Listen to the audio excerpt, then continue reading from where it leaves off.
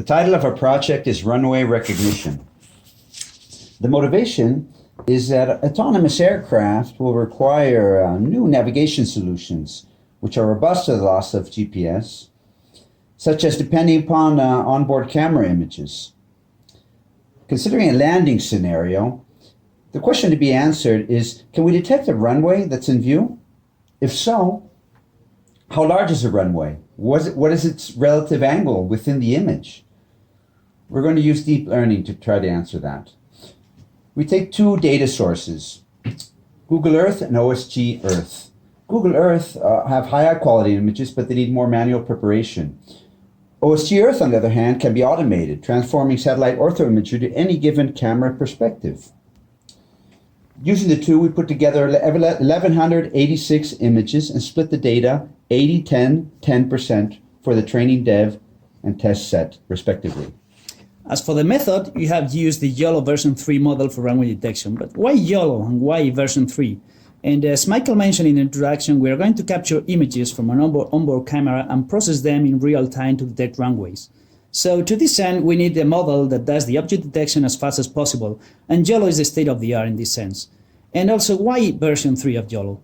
So it has significant architecture improvements, like it's fully convolutional, uses residual blocks and skip connection that enable a bigger network that leads to increased performance, especially when it comes down to detecting small objects, meaning that we are able to detect runways at longer distances.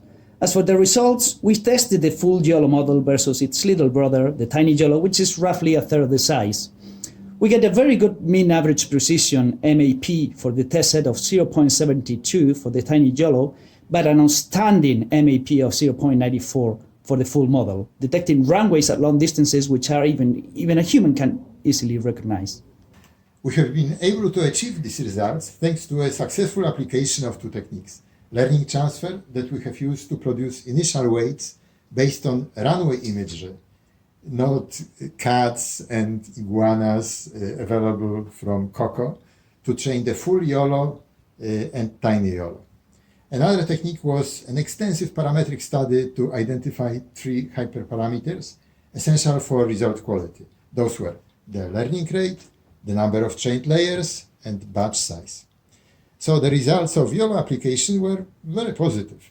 What are the conclusions? We did quite well, very well in fact, with the application of YOLO to runway detection. We still need to validate these results using real aerial imagery. We also plan to add bounding box parameters to the output of the network in order to obtain the information about runway orientation, because we already have the information about runway length from the diagonal of the bounding box.